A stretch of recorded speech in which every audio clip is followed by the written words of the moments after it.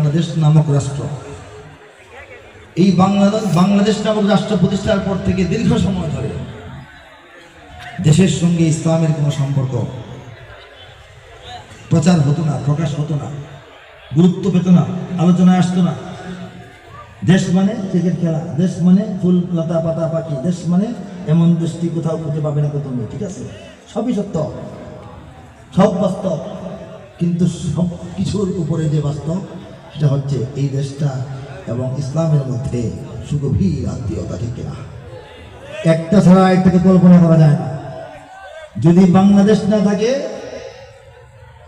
আমরা ইসলাম নিয়ে কোথায় দাঁড়াবো? সেই রোহিঙ্গাদের মতো অবস্থা আমাদের হবে। আর যদি ইসলাম না থাকে তাহলে বাংলাদেশ স্বাধীনই থাকে না, ভারত গিলে খেয়ে ফেলবে। এই কথাটা অনেকে বুঝতো না, যারা বুঝতো তারা বলতো না, যারা বলতে চাইতো তাদেরকে বলতে দেওয়া হতো না। সেই বর্তমান শতাব্দীর শুরুতে একবিংশের প্রথম যে বছর 2001 সেই বছরে আমি যাওয়ার চেষ্টা করেছিলাম একান্ত তারুণ্যে। আমি দাওরায়ে হাদিস 98 সালে শেষ করেছি। সরাসরি মসজিদ মাদ্রাসা খেদমতে না ঢুকে আমি দিন প্রচারের জন্য, ইসলামী চেতনাবোধ জাগিয়ে তোলার জন্য কবিতা এবং সঙ্গীতের পথে হেঁটেছি। আমি গিয়েছিলাম 2001-এ।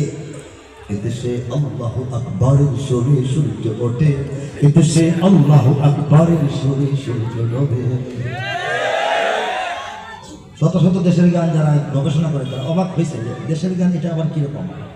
এদেশে আল্লাহু আকবরের সুরে সূর্য ওঠে, এদেশে আল্লাহু আকবরের সুরে সূর্য ডোবে, এই কথা তো আগে কেউ বলে নাই।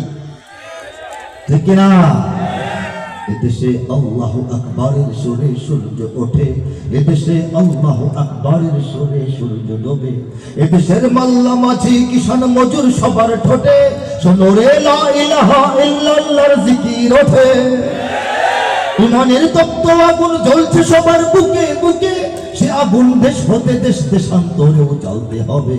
এদেশে আল্লাহু আকবরের সুরে সূর্য ওঠে, এদেশে আল্লাহু আকবরের সুরে সূর্য ডোবে।